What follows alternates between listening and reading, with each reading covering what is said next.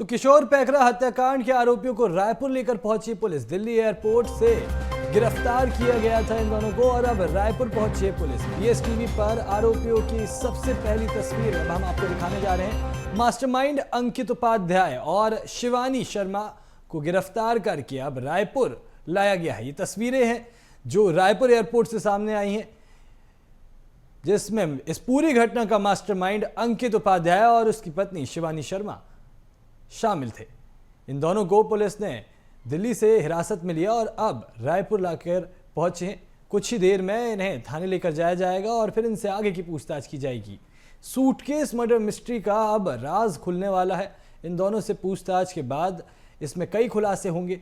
और इस खबर पर अधिक जानकारी के लिए मेरे साथ अविनाश जुड़ चुके हैं फोन कॉल पर। अविनाश, राजधानी रायपुर केस अभी फिलहाल सबसे चर्चित केस जो है वो सूटकेस मर्डर मिस्ट्री का है, जिसमें अब इन दोनों आरोपियों को रायपुर पहुंचाया गया है। सबसे पहले तो ये जानना बहुत जरूरी है कि ये क्या जो विवाद था इतना बड़ा था जिस कारण इन लोगों ने इतना बड़ा हत्याकांड जो है वो किया। जिस तरह से ये प्लानिंग की गई और जिस तरह से इसको किया गया उससे विवाद काफी बड़ा है, ये अनुमान लगाया जा रहा है।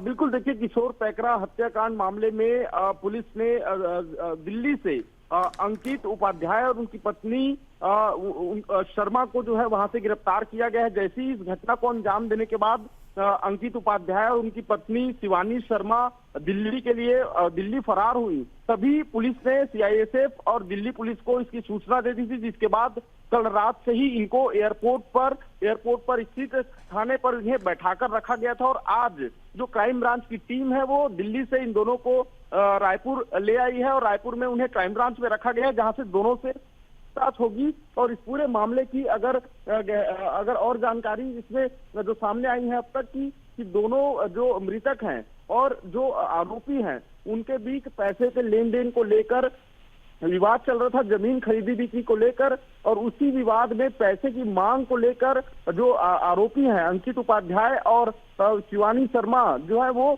किशोर पैकरा की हत्या किए हैं। और इसके बाद हत्या करने के बाद इसके शव को छुपाने का प्रयास किया गया, लेकिन जब लाश से बदबू आने लगी, दुर्गंध आने लगी, तब उसे एक ट्रॉली बैग में पैक करने के बाद एक टीने के ट्रंक पर डाला गया और उसे इंद्रप्रस्थ इलाके में ठिकाने लगाया गया। लेकिन इस मामले में कई बड़े चौंकाने वाले खुलासे हो सकते हैं, क्योंकि इसमें कुल 4 लोगों को जो है पुलिस हिरासत में लिया गया है।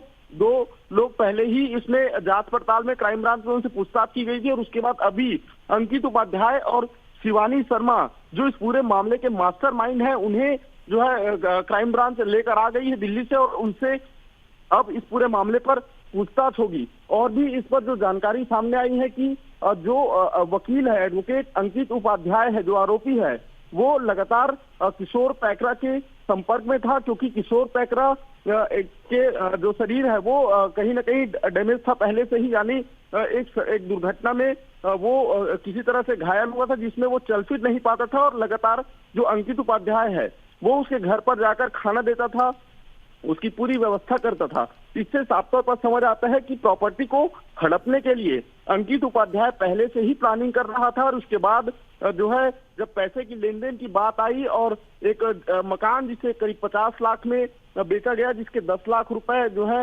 वो किशोर पैकरा ने मांगा, तो उस पैसे को नहीं दिया गया और उसी पैसे की लालच में महज 10 लाख रुपए के लिए किशोर पैकरा की जो है वो निर्मम हत्या कर दी गई। लेकिन फिलहाल जो आरोपी हैं, जो मास्टरमाइंड है इस पूरे किशोर पैकरा हत्याकांड के, उसके 2 जो प्रमुख आरोपी हैं अंकित उपाध्याय और शिवानी शर्मा को पुलिस ने गिरफ्तार कर लिया है और अब दोनों से पूछताछ होगी। इसके साथ ही इस पूरे घटना में जो सीसीटीवी फुटेज सामने आया है, जहां पर जिस फ्लैट से D312 फ्लैट है इंद्रप्रस्थ सेक्टर 2 में, उस फ्लैट से जो सीसीटीवी फुटेज सामने आए हैं, जिसमें 2 लोग ट्रंक को सीधे तरीके से लिफ्ट से फ्लैट से नीचे उतारते हुए नजर आ रहे हैं, वो दोनों कौन है उनकी भी पड़ताल की जाएगी। साथ ही इस पूरे मामले में और कितने लोगों की संलिप्तता है इसकी भी जानकारी अब धीरे से स्पष्ट हो जाएगी। जी अविनाश, अब इस मसले पर देखना होगा कि कैसे क्या और कुछ खुलासे होते हैं और मास्टरमाइंड अंकित उपाध्याय और शिवानी शर्मा के खिलाफ पुलिस क्या कुछ कार्रवाई कर पाती। तमाम जानकारी साझा करने के लिए आपका बहुत बहुत शुक्रिया।